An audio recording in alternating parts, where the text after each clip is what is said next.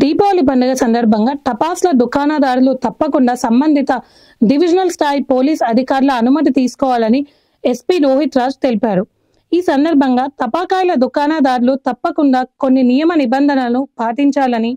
టపాకాయల దుకాణాలు సంబంధిత నిర్ణయించిన ఖాళీ ప్రదేశాలలో నెలకొల్పాలని, ఖాళీ ప్రదేశానికి సంబంధించిన ఎన్ఓసి అంటే నో అబ్జెక్షన్ సర్టిఫికేట్ పొందుపరచాలని, ఒక క్లస్టర్ లో 50 షాపులకు మించరాదని, జనవాస ప్రదేశాలలో ఎలాంటి టపాకాయల షాపులు ఏర్పాటు చేయరాదని, అదేవిధంగా కళ్యాణ మండపాలలో మరియు సమావేశాల కేంద్రాలలో టపాకాయల దుకాణాలు నెలకొల్పరాదని, తాత్కాలిక టపాకాయల దుకాణాల వద్ద అగ్ని ప్రమాదాలు సంభవించకుండా దుకాణదారులు తగు జాగ్రత్తలు తీసుకోవాలని, సంబంధిత అన్ని శాఖల నుండి అనుమతి పత్రాలను పొందిన తర్వాతనే దుకాణాలను ఏర్పాటు చేసుకోవాలని, దుకాణదారులు తమ సమీపంలో ఇసుక మరియు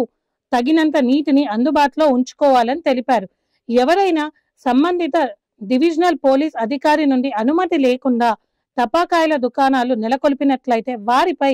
ఎక్స్ప్లోజివ్ యాక్ట్ 1884 మరియు రూల్స్ 1933 సవరణ 2008 ప్రకారం చట్టపరమైన కఠిన చర్యలు తీసుకొనబడునని తెలిపారు.